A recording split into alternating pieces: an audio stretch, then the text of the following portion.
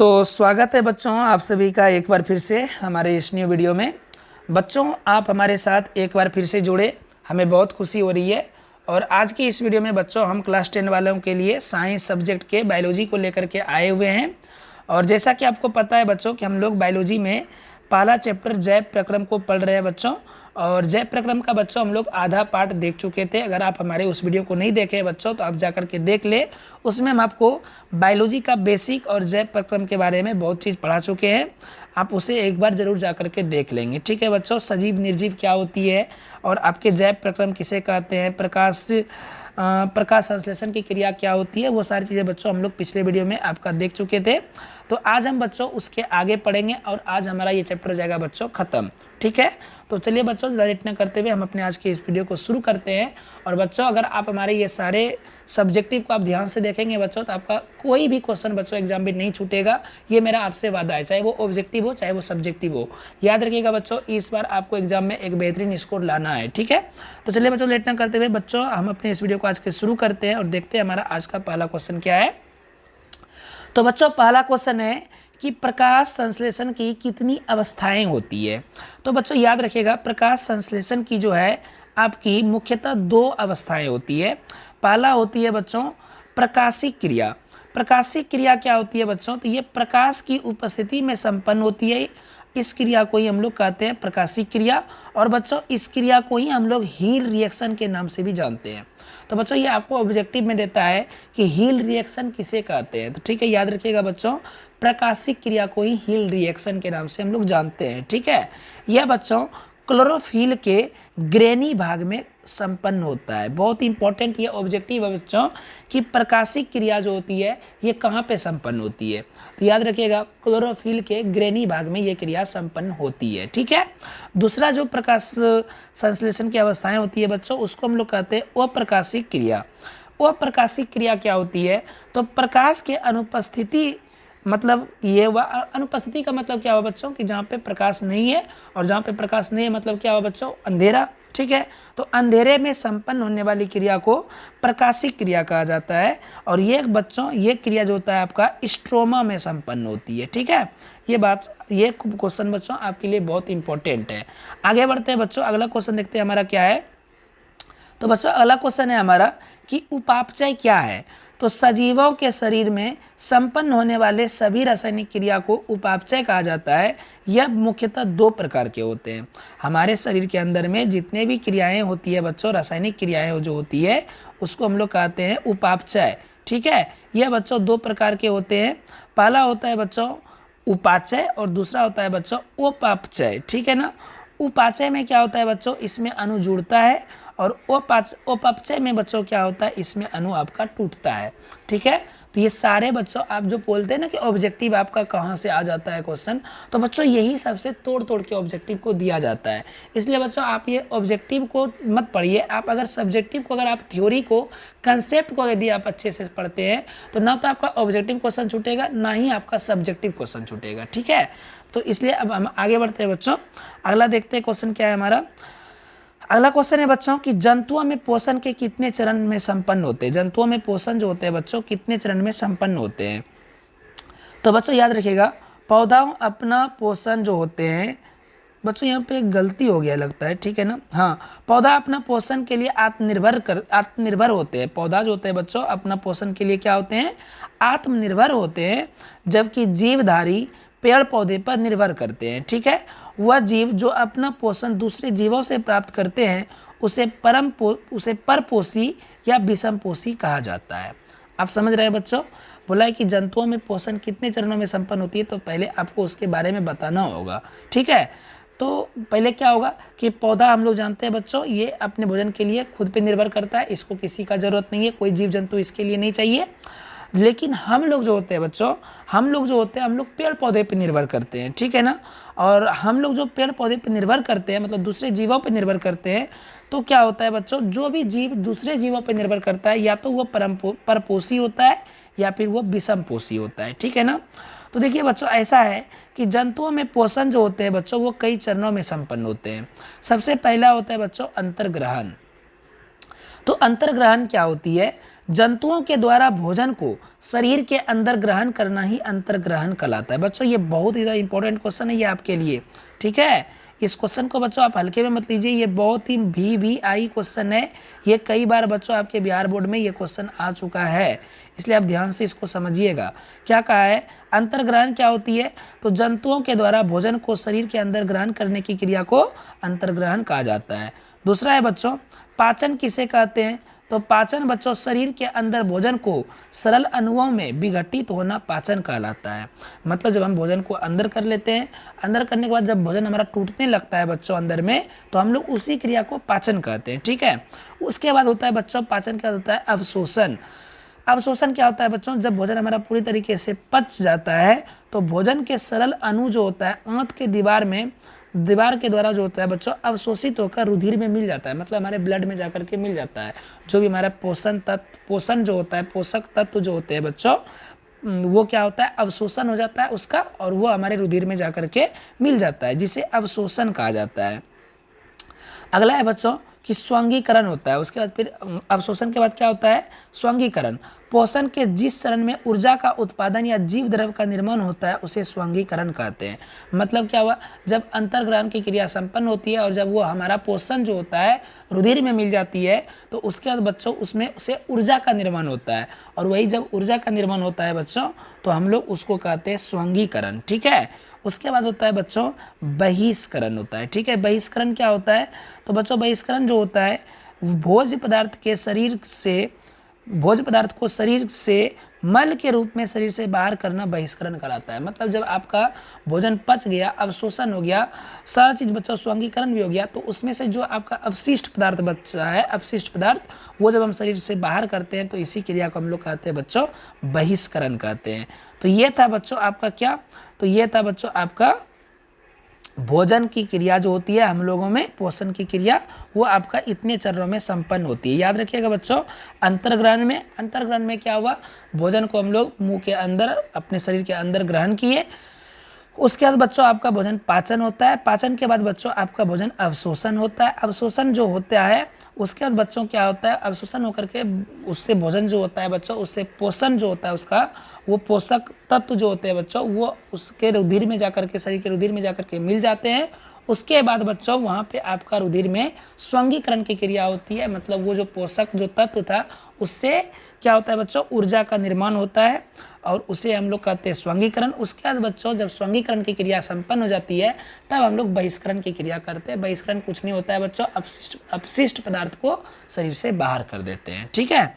आगे बढ़ते हैं बच्चों, अगला क्वेश्चन देखते हैं हमारा क्या है बच्चों। ये जो है आपका देखिए, ये पाचन क्रिया तंत्र का हम यहाँ पे फिगर दिए हुए हैं। हालांकि बच्चों अभी इसका नीचे में अभी ये क्वेश्चन हम लोग पढ़ेंगे, ठीक है।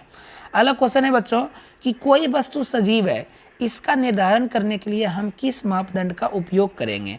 तो बच्चों याद रखिएगा, कोई भी वस्तु सजीव है, इस बात को साबित करने के लिए श्वसन प्रक्रिया मापदंड का सहारा लेते हैं। चूंकि श्वसन क्रिया के दौरान जो होता है ऊर्जा का निर्माण होता है और हम सभी अपने दैनिक कार्यों को संपन्न करते हैं। बच्चों अगर कोई वस्तु सजीव है, मतलब वो ये होता है कि सजीव है तो वो कुछ ना कुछ काम करता होगा, ठीक है ना, और वो काम करने के लिए उसे ऊर्जा चाहिए होता है। तो बच्चों ऊर्जा तभी निर्माण होगा उसके शरीर में जब वो श्वसन का काम करेगा, क्योंकि जब हम भोजन को ग्रहण करते हैं बच्चों, तो ऑक्सीजन जब हम शरीर के अंदर में ग्रहण करते हैं ऑक्सीजन को, तो वो बच्चों ऑक्सीजन से ही हमारा क्या होता है, भोजन जो होता है माइटोकॉन्ड्रिया में जा करके वहाँ पे भोजन हमारा टूट करके ग्लूकोज का निर्माण करता है बच्चों, और फिर हमें ऊर्जा का प्राप्ति होता है। तो इस प्रकार से हम कह सकते हैं कि अगर कोई वस्तु सजीव है तो उसके लिए हमको ये देखना होगा कि वो श्वसन कर रहा है कि नहीं कर रहा है, क्योंकि अगर वो श्वसन करेगा तो वो क्या करेगा बच्चों, उसके शरीर में ऊर्जा का निर्माण होगा, और जब ऊर्जा निर्माण होगा बच्चों तभी वो किसी काम को करेगा, ठीक है। तो इस क्वेश्चन का डायरेक्टली आंसर यही होगा कि हम क्या करेंगे, इस प्रक्रिया को साबित करने के लिए हम श्वसन प्रक्रिया मापदंड का प्रयोग करेंगे, क्योंकि श्वसन क्रिया के दौरान ऊर्जा का निर्माण होता है और हम अपने सभी दैनिक कार्यों को संपन्न करते हैं। अगला क्वेश्चन है बच्चों आपका क्या, तो बच्चों अगला क्वेश्चन है कि अमीबा में पोषण किस प्रकार से होता है। बच्चों ये क्वेश्चन आपके लिए एक तरह से अगर हम कहें बच्चों, तो ये क्वेश्चन आपके लिए एक प्रकार का वर है, ठीक है, वरदान है बच्चों। ये क्वेश्चन आया है, कई बार आया है ये क्वेश्चन, और अगर आप इसको ध्यानपूर्वक अगर बच्चों आप समझेंगे तो क्वेश्चन आपको अभी के अभी हम यहीं पे आपको याद करवा देंगे बच्चों, ठीक है। ये आपके लिए बहुत ही ज़्यादा वीवीआई क्वेश्चन है बच्चों। क्वेश्चन है कि अमीबा में पोषण किस प्रकार से होता है। तो बच्चों देखिएगा ध्यान से, अमीबा सबसे पहले एक क्या होता है, एक कोशिकीय प्राणी होता है, मतलब एक कोशिका का बना होता है अमीबा। उसका आकार जो बच्चा होता है वो निश्चित नहीं होता है, वो कभी भी किसी भी आकार का हो सकता है, ठीक है। अमीबा का कोई आकार निश्चित नहीं होता है, वो किसी भी आकार का हो सकता है, ठीक है बच्चों। और ये जो अपना भोजन जो होते हैं बच्चों, ये प्राणी संपोषी के आधार पर शैवाल, कवक, डायटम, जीवाणु, विषाणु को करते हैं। और ये भोजन जो करता है बच्चों, कुटपाद की सहायता से ही ग्रहण करते हैं, ठीक है। किसकी सहायता से? कुटपाद की सहायता से अपने भोजन को ग्रहण करते हैं। अमीबा अपने सतही स्तर पर 2 अंगुलीनुमा संरचना का निर्माण करता है, जिसे कुटपाद कहते हैं। क्या कहते हैं बच्चों? कुटपाद कहते हैं। ये ऑब्जेक्टिव में क्वेश्चन आएगा बच्चों कि अमीबा जो होता है भोजन किसके द्वारा अंतर ग्रहण करता है, मतलब ग्रहण किसके द्वारा करता है। तो याद रखिएगा बच्चों, कुटपाद के द्वारा करता है अमीबा अपना भोजन को अंतर ग्रहण, ठीक है। यह कुटपाद अपने चारों ओर प्यालेनुमा संरचना बनाता है, जिसे फूड कप कहते हैं। क्या कहते हैं बच्चों? जिसे फूड कप कहते हैं। इसकी सहायता से भोजन के चारों ओर से घेर लिया जाता है, ठीक है। उसके बाद खाद्य दानी या राजधानी का निर्माण कर अमीबा अपना शरीर से एंजाइम का स्राव करता है।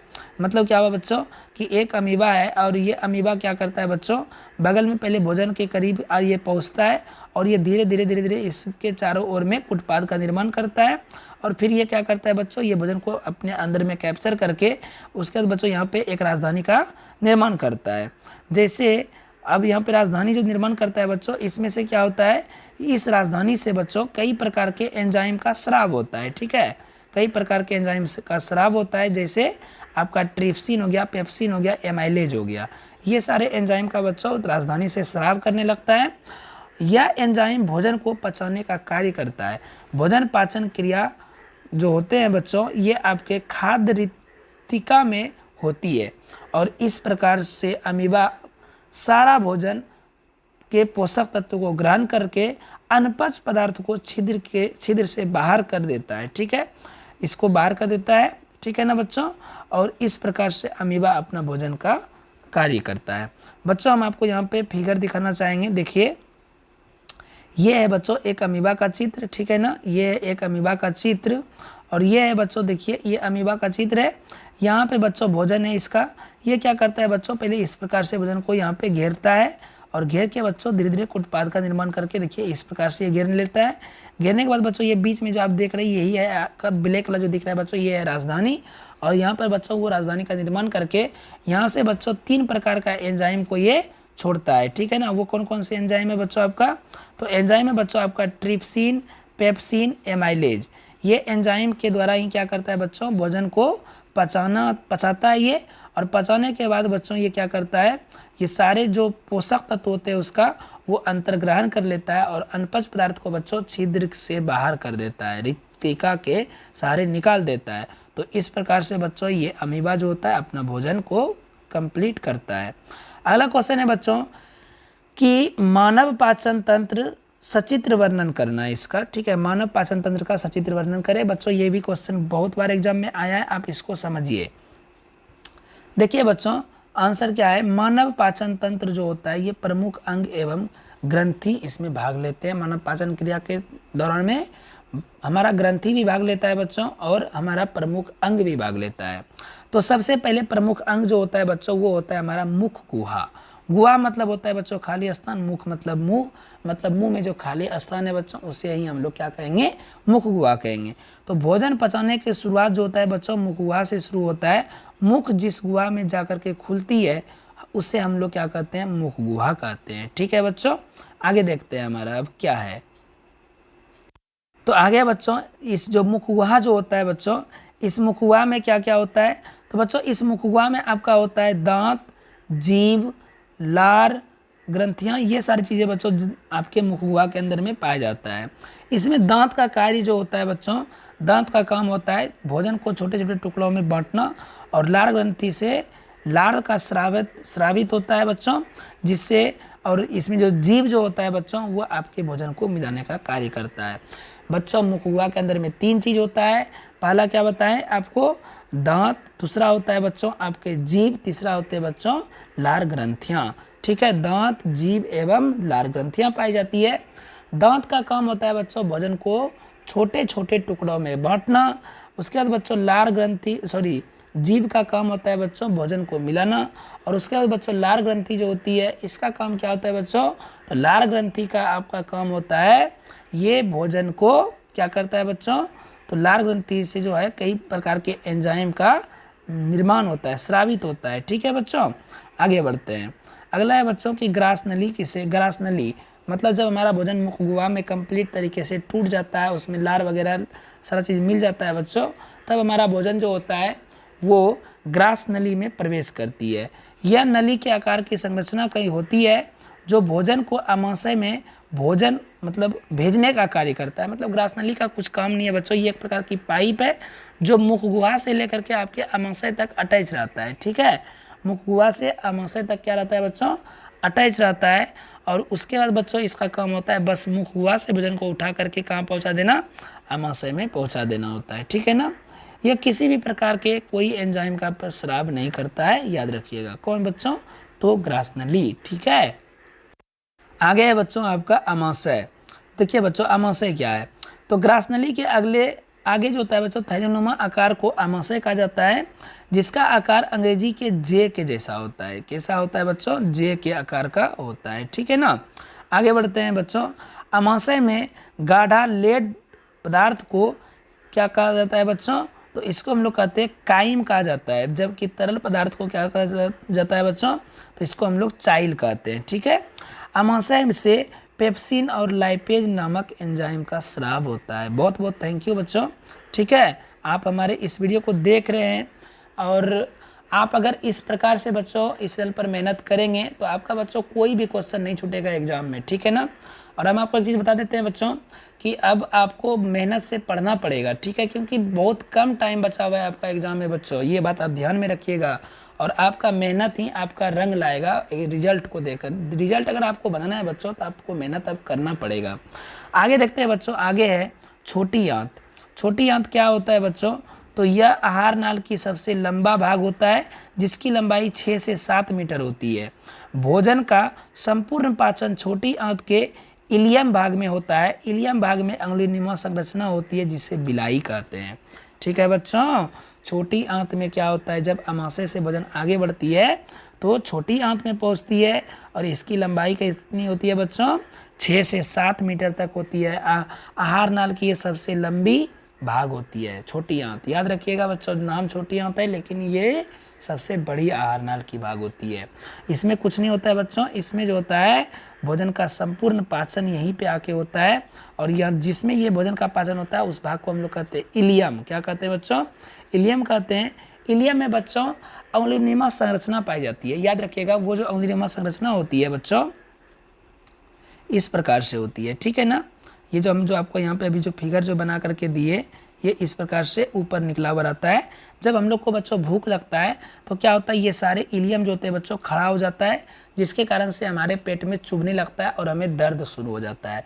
लेकिन जब हम भोजन को ग्रहण करते हैं बच्चों तो ये सारा इलियम के ऊपर भोजन आ जाता है और ये दब जाता है, फिर हमारा दर्द भी खत्म हो जाता है। ठीक है ना, जब बच्चों छोटी आंत में कंप्लीट पाचन हो जाता है बच्चों तब भोजन हमारा कहाँ पहुँचता है, बड़ी आंत में। इसकी लंबाई लगभग बच्चों 1.5 मीटर से 2 मीटर तक की होती है। इसमें क्या होता है बच्चों, तो भोजन का पाचन नहीं होता है बल्कि यहाँ पे जल का अवशोषण होता है। ठीक है, कहाँ बच्चों, बड़ी आंत में।